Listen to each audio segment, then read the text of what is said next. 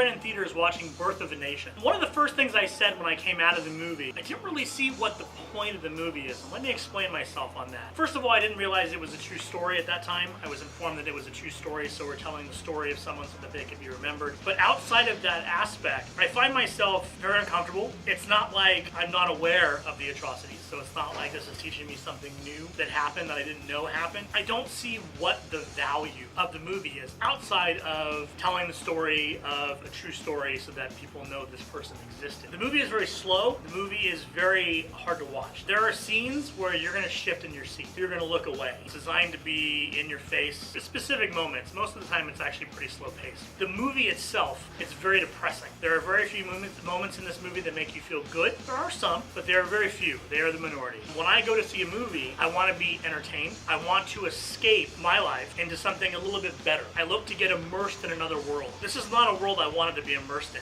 So I'm a big fan of movies that are based on true stories. They are more compelling actually to me. And this movie was impactful. Definitely moving, definitely engaging, it's emotional. That doesn't mean it's easy to watch. I actually think of it a little bit like the Bible. It's not necessarily a book that you read for fun, but it can be extremely fulfilling. And that's sort of how I felt about the movie.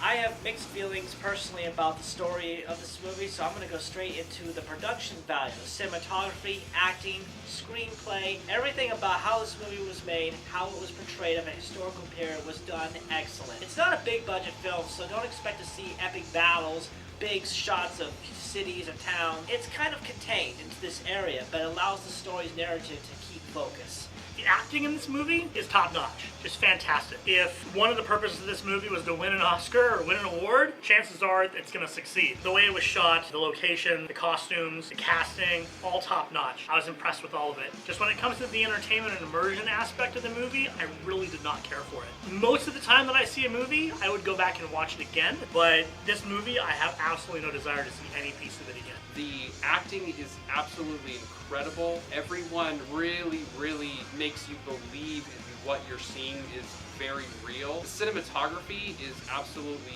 gorgeous. Everyone is shot so well, and you definitely feel like you're there, and you can feel like you don't want to be there. You never want to be there. This is not a place you want to be at. I'll be honest and say I don't think I've heard of Nate Parker. He starred, directed, produced, and co-wrote this movie. A lot of work, so props to him for putting together a well-made film. The only actor I really remembered and seen in other films is Jackie Earle Haley. Played Freddy Krueger in Nightmare on Elm Street remake, Watchmen, Shutter Island, and a couple of other films, one of which he was nominated for an Oscar. This movie is an Oscar contender, I really hope. It's really deserving. Cinematography, again, the writing and the acting, a lot of these deserve some nods. As far as I know, the movie didn't require that many visual effects to make this period convincing. Again, it was small scale. The biggest place we see is a small town or a plantation.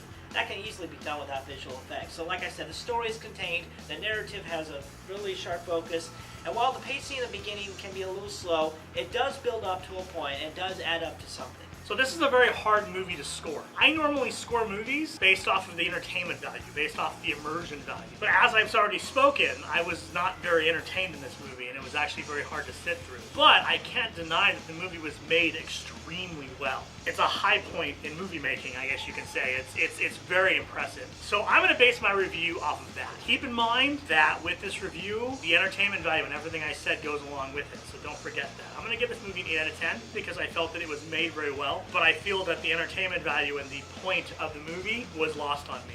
I'm going to give it a 9 out of 10. The only reason it's not a 10 out of 10 is I didn't feel like I got the bigger picture. I wanted to know more about the effects and after effects of the actions that were taken in this movie. Out of 10, I'm going to give it a 7.5. The movie is not uplifting necessarily. It has uplifting moments, but overall, it can be a little depressing. The narrative is there, and it's clear, and it's focused, and the acting and the production values were great, but overall, this movie just did not put me in a good mood. So if you're looking for a movie to put you in a good mood, this is not the film.